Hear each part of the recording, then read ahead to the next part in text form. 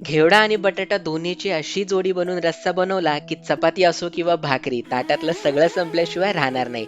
तर hello hi नमस्कार राम राम मंडळी, आज आपण बनवणार आहोत घेवडा बटाटा रस्सा.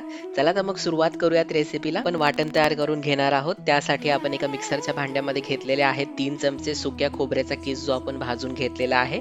त्यानंतर अर्धा इंच आलं, 15 ते 20 लसूण पाकळ्या, 2 हिरवी मिरची आणि आता यामध्ये आपल्याला घालायची आहे थोडीशी कोथिंबीर.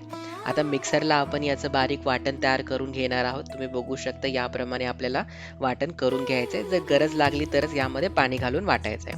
आता वाटण तयार आहे. आता फोडणीची तयारी करू. त्यासाठी एका कुकरमध्ये आपण तेल गरम करायला ठेवलं होतं.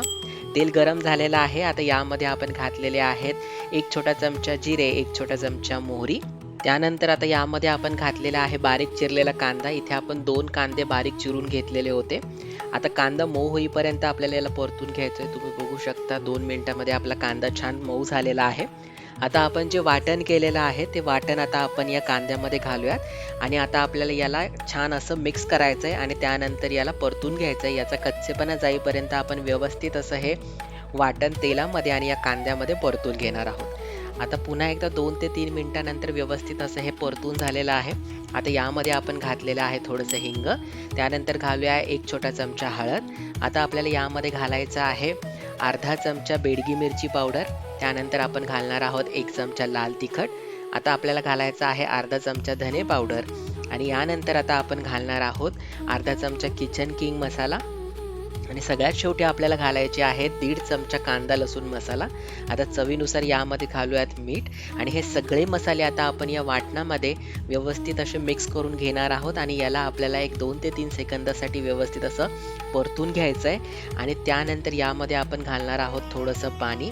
आपण वाटणच्या भांड्यामध्ये केलेलं आहे त्यामध्येच आपण थोडंसं पाणी घेतलेलं आहे आणि तेच पाणी आपण या मसाल्यामध्ये घातलंय. आता याला आपण तेल सुटेपर्यंत व्यवस्थित असं परतून घेणार आहोत म्हणजे याचा कच्चेपणा आहे तो निघून जाईल. तुम्ही बघू शकता अगदी 3 ते 4 मिनिटांमध्ये आपलं हे जे वाटण आहे किंवा हा जो मसाला आहे तो व्यवस्थित असा परतून झालेला आहे. आता यामध्ये आपल्याला घालायचा आहे घेवडा. तर इथे आपण 1 कप दाण्याचा घेवडा घेतलेला आहे. त्यानंतर यामध्ये आपल्याला घालायचा आहे 1 बटाटा ज्याच्या आपण फोडी करून घेतलेला आहे. काही जण याला राजमा सुद्धा म्हणतात. तर हा फ्रेश राजमा किंवा घेवडा आहे जो आपण या भाजीसाठी वापरणार आहोत. आता हे सगळे मसाले आपण या घेवडा आणि बटाट्यामध्ये मिक्स करून घेऊयात. आता यामध्ये आपल्याला घालायचं आहे गरजेप्रमाणे पाणी. तुम्हाला रस्सा किती बनवायचा आहे त्याप्रमाणे तुम्ही पाणी कमी जास्त करू शकता. आता पाणी घातल्यानंतर सगळ्यात शेवटी आपल्याला यामध्ये घालायचा आहे टोमॅटो. तर इथे 1 टोमॅटो आपण अशा मोठ्या फोडी करून घेतलेल्या आहेत याच्या. आता आपल्याला कुकरला याच्या 3 शिट्ट्या करून घ्यायच्या आहेत. 2 ते 3 शिट्ट्यांमध्ये हा राजमा किंवा हा घेवडा व्यवस्थित असा शिजतो. तर अशाच चविष्ट आणि नवनवीन रेसिपींसाठी द फ्लेवर मराठीला सबस्क्राईब केलं नसेल तर आत्ता सबस्क्राईब करा आणि तुम्हाला जर आपले व्हिडिओज आवडत असतील तर लाईक, शेअर आणि कमेंट नक्की करा. यामुळेच आपले व्हिडिओज इतरांपर्यंत पोहोचायला मदत होते. आता 2 ते 3 शिट्ट्यांनंतर तुम्ही बघू शकता किती छान असा आपला घेवडा बटाटा रस्सा तयार झालेला आहे. तुम्हाला जर हा व्हिडिओ आवडला असेल तर नक्की कमेंट करा. धन्यवाद.